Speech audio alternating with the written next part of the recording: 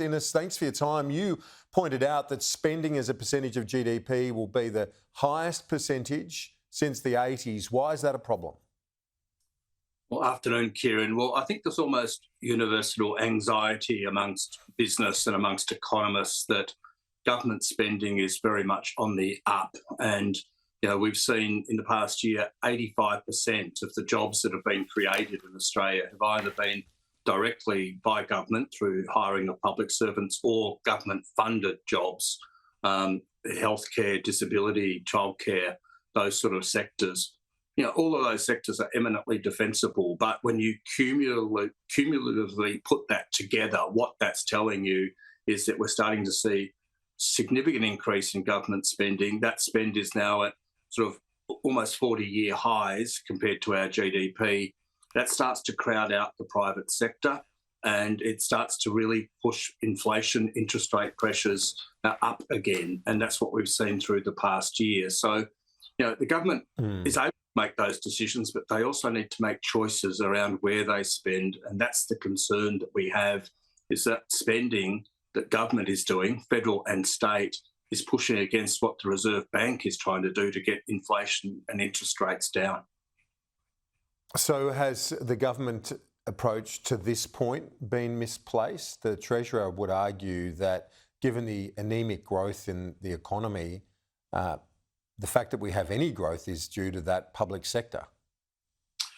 Well, that is right, and that's part of the problem, that our economy is being driven totally by government spend at the moment because the circumstances and conditions aren't right for private sector investment and private sector growth. You saw in the latest GDP numbers, Kieran, that the private sector has gone backwards again, and if it wasn't for that government spending, we would have been contraction. So you can have an argument about where the focus should be on the supply side or on the demand side, and we would argue that the focus really has to shift, and the Treasurer has conceded this in recent days, that more has got to be done to help create the circumstances for the private sector to grow, to start to hire again and to become even more competitive.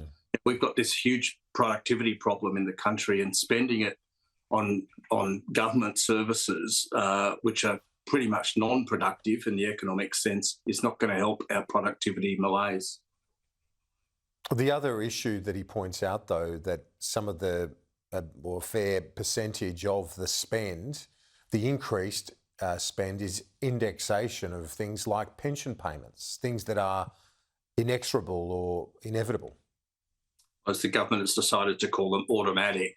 Look, that's part of an issue that governments have to deal with, and all businesses have to deal with that too. When they're working through their budgets and their bottom lines, there are expectations around increases linked to CPI and the like. So government's no different to the private sector there. So that's not news. That's not something that's just happened overnight. That's been in the works for a very long time and been well known.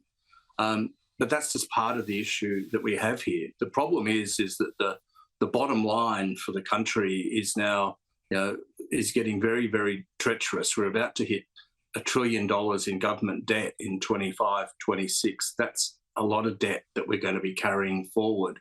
And at some point, we're going to have to find a way to start cutting into that, getting that debt down, so that we can keep our economy afloat. The problem is, Kieran, that we're moving more and more towards a government-supported economy rather than a private sector economy, and the private sector is where you get the drive, the competition, the innovation and the growth. Will that $1 trillion in debt ever be paid off? Well, you'd hope so. It's got to be an aspiration of government and of businesses themselves to sort of pay down debt and to run their books and to balance their books. We can't just keep accumulating debt and hope that it is inconsequential and doesn't have consequences for the economy. The problem is that graph on screen now is just showing us is that we now have a decade of built-in, baked-in deficits.